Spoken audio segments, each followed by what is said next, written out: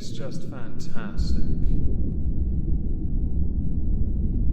Captain's Log, Subdate 211121.2. I am half tempted to get my entire crew super male vitality, because they all seem beta as Fook and some insanity pills could do them some good. I do believe we're getting closer to a time where my voice will be back to where it belongs, which is good because I have a mountain of videos planned for December, and I was hoping to have made most of them last week, but my voice, well, said no. Phoned it in and said, "You can do one, Meg, so you can struggle this week as well." Which I won't. We will be able to record most of them this week. Of that you have my word, because I have a fully loaded December for all of you. Today though, I want to talk about something related to the internet. Something that affects the British more than anyone else. And it is something that many of you should be very concerned about. At the same time, if you aren't, this should still concern you, because this may well have some overreaching jurisdiction down the line, but also set a precedent that could well be introduced into your own country, if it isn't already a thing. Also, I'm very much aware this has a political connotation.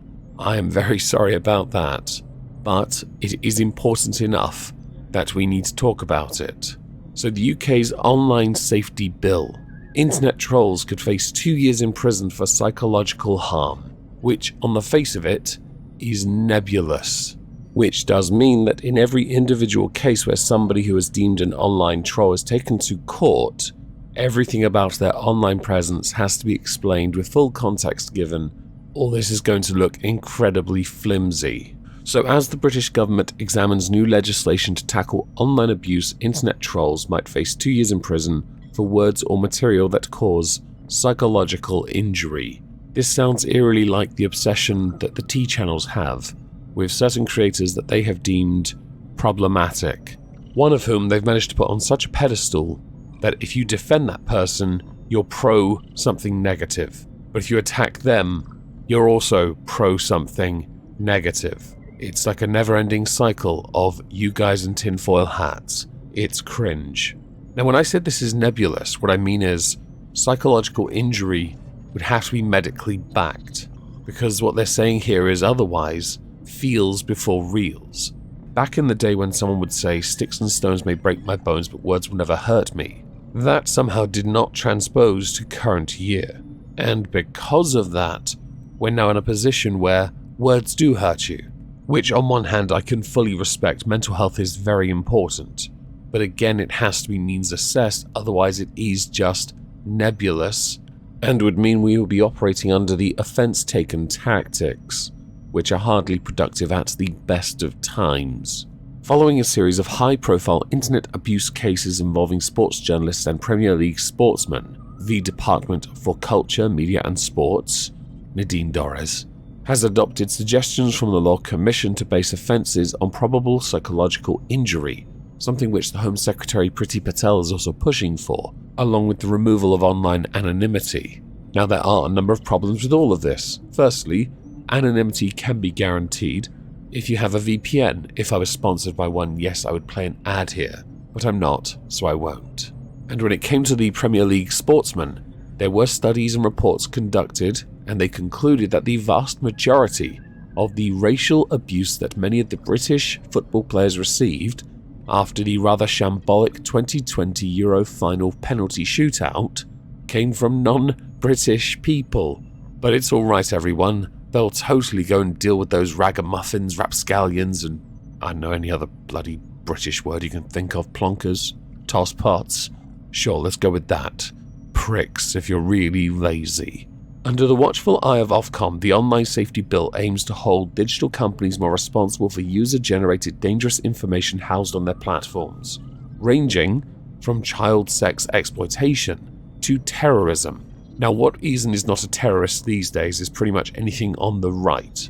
Yes, there are things that are on the left that we can all agree on, borderlines it, or is it, yet it is not recognized as such. The first one is a given though. Children should be protected. I would also suggest that, rather than also having it so it's legally obligated for the platform, the parents do their bloody jobs raising their kids properly. But what do I know? I'm not a parent, I don't understand this. Do I? Another word that I noticed that I didn't address quickly here was probable psychological injury. So the first word, probable. But that doesn't mean actual, does it? That is like implying a crime and then saying that's good enough for me, off to the cubes with you. That is not how anyone should operate. You cannot act on a probable crime, you should only act on an actual crime. And probable psychological injury, if spoken in front of someone who is claiming it, will just make that person either believe it enough that it is true to them, so they'll act up, or they'll just act up anyway because they want to hurt someone else, which would then cause the wrong person psychological injuries, when they're put in the cubes for a crime they didn't commit.